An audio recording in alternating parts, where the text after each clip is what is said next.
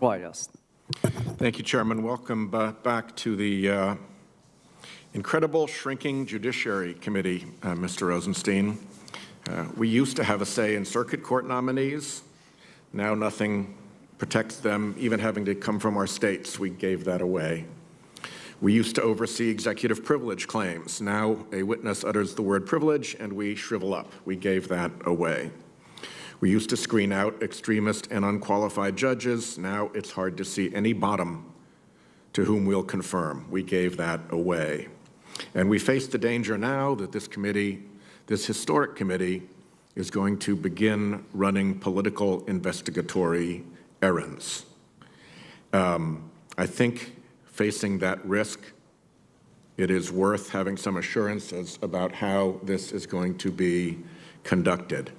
And I say this based on the experience of looking at the House Intelligence Committee and the Republican side of that committee and its efforts to disparage and interfere with the Mueller campaign. That has not yet been fully investigated. I don't believe that Mueller investigated any linkage between the House Intelligence Committee Republicans' efforts and the White House, or their efforts and Trump's lawyers. But I strongly suspect that the House Intelligence Committee Republicans were advised, controlled, or directed by Trump lawyers either in the White House or on the Trump legal team. And that sorry experience, if that is in fact the case, again, investigation would reveal it, but we have had no investigation, should not be replicated in the Senate Judiciary Committee.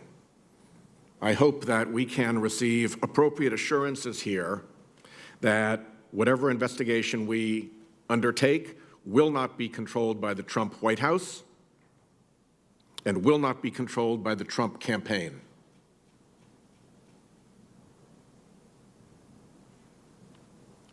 As we pursue this oversight, one other aspect of the incredible shrinking Judiciary Committee is that we used to require the FBI and the Department of Justice to answer our questions.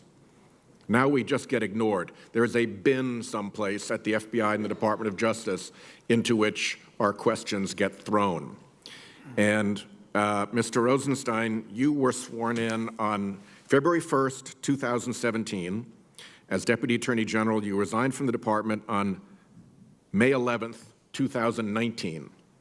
In between those dates, we had hearings on May 2nd, 2017, May 24th, 2017, June 27th, 2017, October 18th, 2017, December 6th, 2017, February 6th, 2018, March 13th, 2018, June 12th, 2018, June 18th, 2018, June 26th, 2018, July 18th, 2018, July 31st, 2018, December 12th, 2018, and May 1st, 2019, with Department of Justice witnesses, and none of the committee's questions for the record were answered.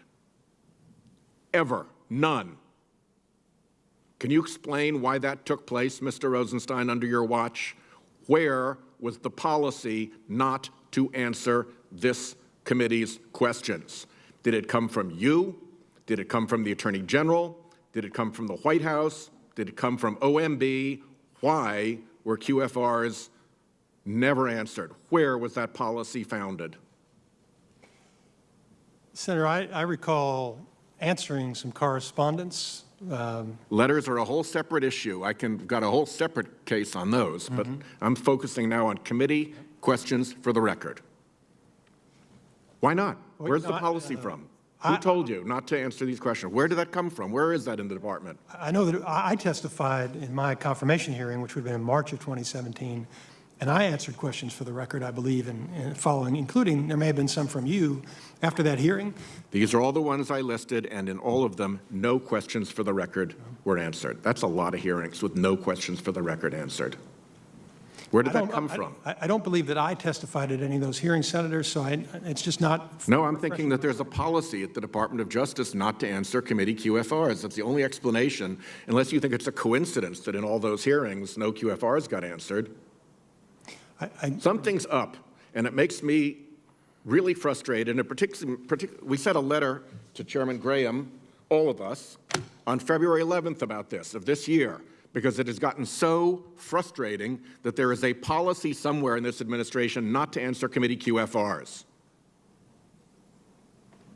And now we can't even get a QFR answered. Now, to the clear blue sky, the first thing we're investigating is the exact thing that the Trump campaign wants us to investigate. The only time we ask for anything from this department is when it's a political errand. And every other time, you can't even get a decent QFR answered. Ever. And I can go through the letters that I haven't gotten any answer to either. But there is a stonewall, and we should not be selective about whose information gets through the stonewall at the department. And this, Mr. Rosenstein, happened on your watch. My time is up. Senator Whitehouse, Senator Cruz.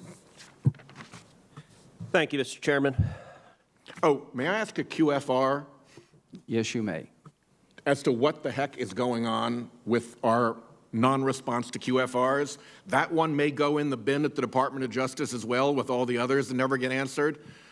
But the day will come I agree. when there is a Democrat Department of Justice and Attorney General. The day will come when there is a Democrat sitting in that chair, and a policy that you don't ever get QFRs answered by the department that we oversee is not a good policy. It is someone's policy, and I want it stopped.